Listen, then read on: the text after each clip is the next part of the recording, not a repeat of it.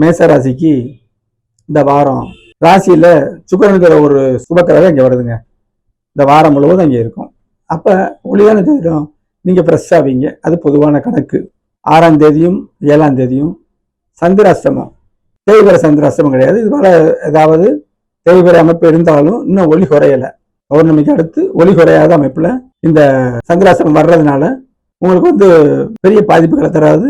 எப்பவும் நான் சொல்ற மாதிரி முக்கியமான முடிவுகள் இருக்குல்ல, அவசியமா இன்னைக்கு இதை செய்தே ஆகணும், இதுலதான் என்னோட வாழ்க்கை அமைப்பு இருக்கு, உங்க ஜாதக வலுப்படி வாழ்க்கை இருக்கு அப்படிங்கிற அமைப்புல மட்டும் அன்றைக்கு சந்திராஷ்டமத்தை அன்னைக்கு நல்ல ஓரை இருக்குல்ல, எது வாய்ப்பு இருக்கோ அதை நம்ம பயன்படுத்திக்கிறோம். அப்ப நீங்க முடிவெடுத்துக்கலாம்.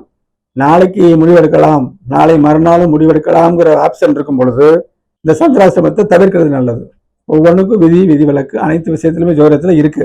6ஆம் தேதி 7ஆம் தேதியும் மனம் தடுமாறும். நீங்க மனத்தை செம்மையா வச்சுக்கிறீங்க. பாசிட்டிவா சொல்றதுதான் ஜோதிடம். சரி, 8, 9, 10 பாக்கிய சாதனத்துக்கு வருதுங்க. பாக்கியம் அனைத்துமே பாக்கியம். உங்க ஜாதகத்தின் தசாபுத்திப்படி விவசாயம் பண்றவர்கள் அறிக்கையில சிறு விவசாயிகள், நிலக்கடாரல்ல சிறிய விவசாயிகள், அவங்களுக்கு தான் இந்த பலனை சொல்றேன். தள்ளுவண்டியில வியாபாரம் பண்றவங்க, ஒரு இட்லி கடை போடுறவங்க, ஒரு சந்தையில பொருள் விற்கிறவங்க, சிறு வியாபாரிகள், குறு வியாபாரிகள், அவங்களுக்கு பூரா ஒளியான சந்திரன் 9ஆம் இடத்துல இருக்கு. பாக்கியமா எல்லாமே நடக்கும்னு சொல்லிடலாம். அப்பாட்ட உதவி கேட்குறீங்களா? வயசுக்கு தகுந்தவாறு படிப்புக்கு, எனக்கு ஒரு கல்யாணம் செஞ்சு வைங்க, எனக்கு ஒரு தொழில் செஞ்சு கொடுங்க அப்படின்னு கேட்குறீங்களா? கேட்கக்கூடிய மனநிலையை உங்களுக்கு இந்த நேரத்துல இந்த நாள்ல நீங்க உதவிகளை கேட்டால் நல்ல ஒரு பயனுள்ளதாக இருக்கும்னு சொல்றேங்க. அதே மாதிரி 8ஆம் இடத்துல சந்திராஷ்டமத்துல தடைப்பட்டு போன விஷயங்கள் 9 நடக்கும். நம்ம நடத்துறது என்ன, கிரகங்கள் வழியாக நம்ம மனசு போகுது.